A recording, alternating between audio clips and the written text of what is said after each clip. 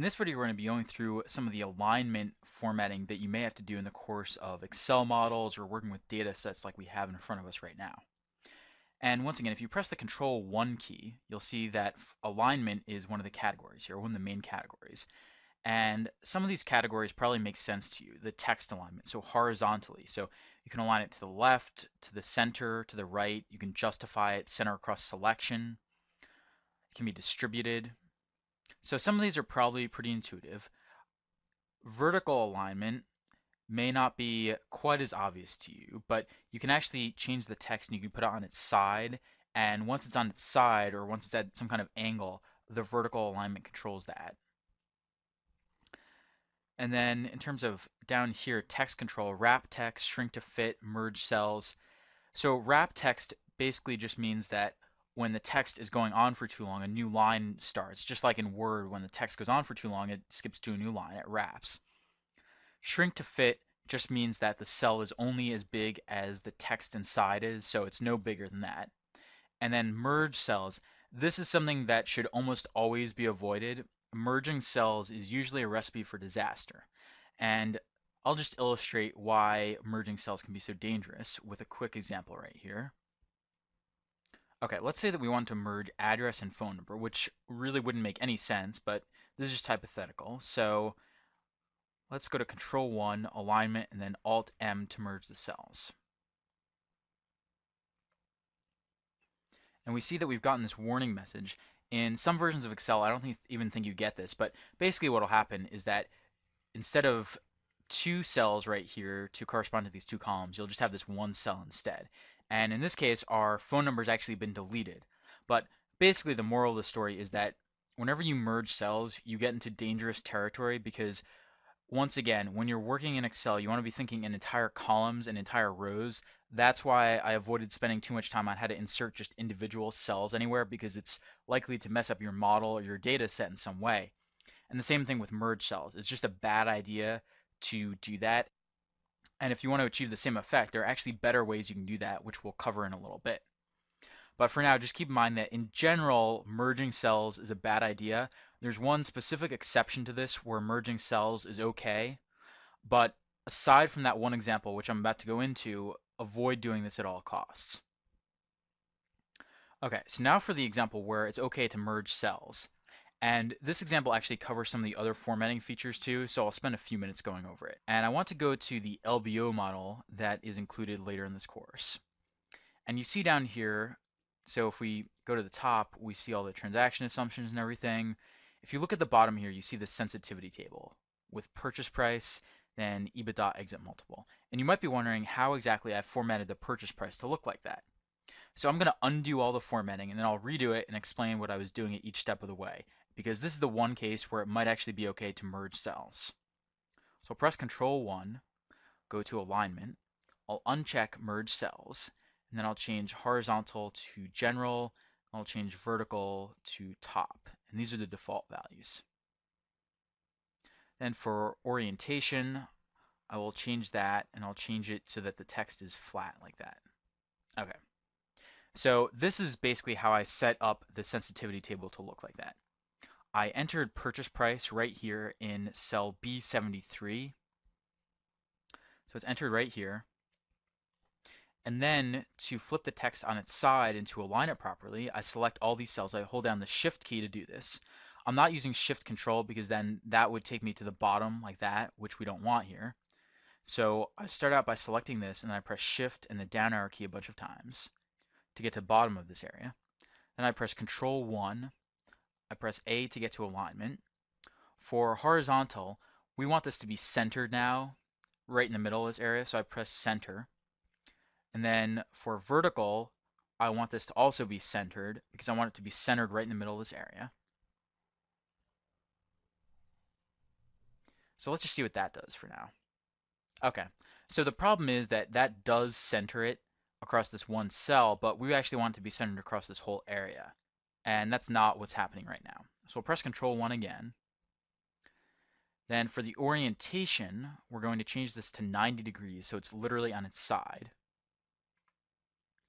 Okay, so we're moving closer now, but we're not quite there because again, this is just in one cell. So in this case, what we need to do is actually merge the cells so that this appears across this area from 73, row 73 here down to row 83.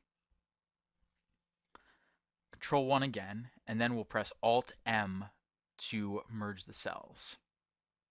And there we have our sensitivity table, and the formatting for this makes a whole lot more sense now. So that's the one example that is commonly used in banking and in Excel where it's fine to merge cells, but aside from that, you should avoid using it if at all possible. So I'm just going to close out of this. So those are the basics of alignment, and alignment is another area where you can often come up with a lot of your own custom shortcuts and macros that will handle much of it for you. But in the absence of those, go to Control 1A, and then you can change the text alignment, the text control, and some of the other options right here. The other important note to point out in terms of alignment is how you adjust the width and height of rows and columns, because this is actually something that comes up all the time, and this is probably something that has been aggravating you if you've been looking at this and wondering why some of our text is cut off here. So one thing we could do to fix the fact that some of the text is cut off in a lot of these cells is to go to Control 1 and then Alt W to wrap the text. But that doesn't really fix the problem because the real problem is that our cell, our column here needs to be wider. Well, the way we do that is we press Alt OC and then A. Alt OC A to change the width of the column and to auto fit it based on the text that's in here. And this is probably one of the most common shortcut keys in Excel, especially when you're working with data like this, or even in a model. You'll use this all the time to properly fit things. If you press Alt OCW, you can actually adjust the column width manually. I would not recommend doing this. It's better just to use Alt CEA and have it automatically fit things. And if you want to do this for a row, you can do the same thing. Alt OR A to auto fit it. And you can also change the height of a row as well, but again, I'd strongly recommend against doing that. So don't be changing the width and height of all this stuff manually. You should really be auto fitting it in 99.9% of all cases. So Alt OCA for a column and then Alt ORA for a row. Let's just go through and change some of this right now. We're going to change this one and do Alt OCA here. Product price, we'll highlight the whole thing with Shift Control and then the down arrow key, and then Alt OCA. Product quantity, Alt OCA. Product category, and we can also press F4. I'm just repeating the shortcut so you know it, but we can do F4 here to change that. Order date, F4. Address, we can do F4 or Alt OCA. And then for phone number, same thing, F4 or Alt OCA. And now our data looks considerably better. It's considerably more readable in this format. Now, if we want to do this for rows, so let's say, for example, we have product price. We press F2 to get in there. And then we press Alt Enter to create a new line. You remember that shortcut from before. We could press Alt ORA to automatically adjust the height of the row. It doesn't do anything there because it's adjusted automatically when you create a new line like that, but it's just something to keep in mind in case you have a situation where the data is really messed up and you need to adjust the heights of a lot of rows. So those are the basics of how we set up this data to look better and to be more readable. Now, I'll explain to you what I want you to do for the actual exercise here. First thing is to adjust the widths of all the columns.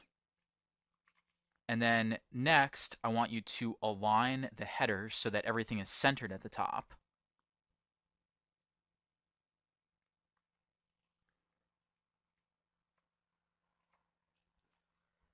So this is already more readable.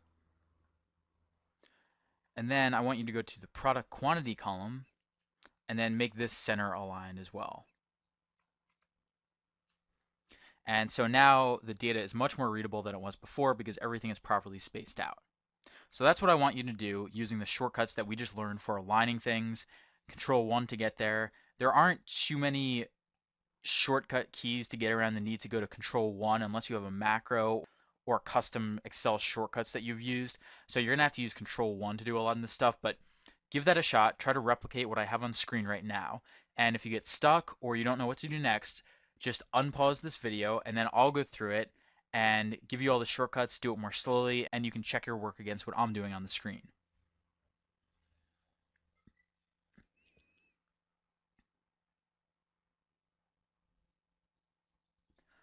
Okay, good. So let's go through this together now. I'm just going to undo everything I did before, and we'll go through and see exactly how to make all these changes. So Control Z a bunch of times to undo everything here.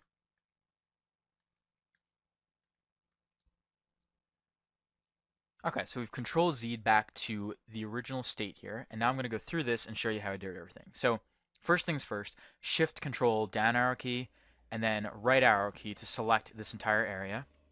Then we just hit Alt OCA, and this will automatically adjust the widths of all the columns that are in here.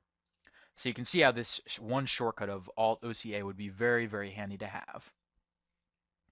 Now to change the alignments of the top row, press Shift Control right, and then go to Control 1 A, and then go to Alt H for horizontal, press C to go to center, and then press Enter. And those will all be aligned to the center now. And then go to product quantity, just using the arrow key here. Press Shift Control and then the down arrow key, and then press Control 1 and then horizontal, Alt H to go to horizontal, and then C to go to center, and center that in the middle. And that's pretty much it. So that's all you really have to do to get everything centered and properly aligned on the screen. Again, there aren't a whole lot of built-in secret shortcuts to do this type of thing without going to Control 1 unless you have a macro or custom shortcuts that you've made. But those are the basics. And the biggest thing that'll help you with formatting and alignment here is use of the F4 key, especially if you have to do it over a wide variety of data sets. Pressing F4 will really enable you to do this more quickly, and you should definitely be doing it. The other important point to keep in mind is the Alt OCA key for changing the widths of columns, and the Alt ORA key combination for changing the heights of rows. In the next video, we're going to be going over how to format fonts, then we'll be going over a few more formatting topics before finally moving into formulas.